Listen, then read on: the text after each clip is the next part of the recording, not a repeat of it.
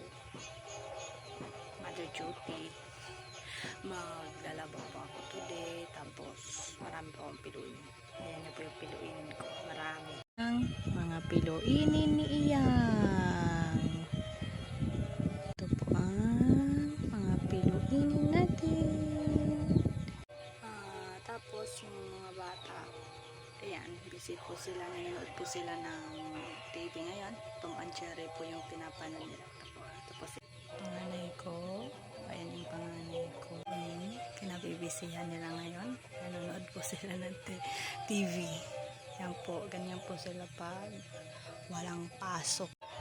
So guys, bago po ako maglaba, magtutupi muna tayo. Mga siguro last week pa yan. Last week ng mga linaban natin. Ngayon lang natin matutupi. Medyo busy po tayo. Marami kasi tayong trabaho. Siyempre, kailangan unahin yung trabaho. So, guys, tutupin muna ako para makapag-umpisa naman ako sa paglalaba ko. Sige guys!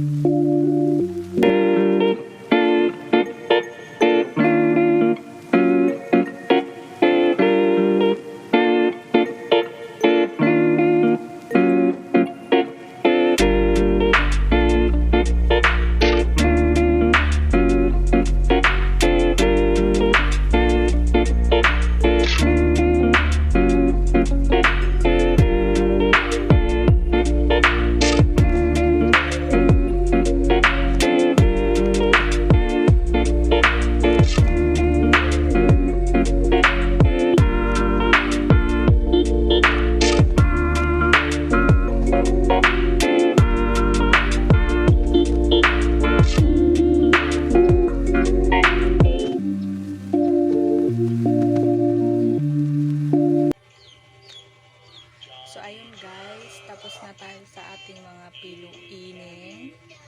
Kita nyo naman, nilagay ko na rin sa Jura box. So, susunod kong gagawin is maglalaba ko.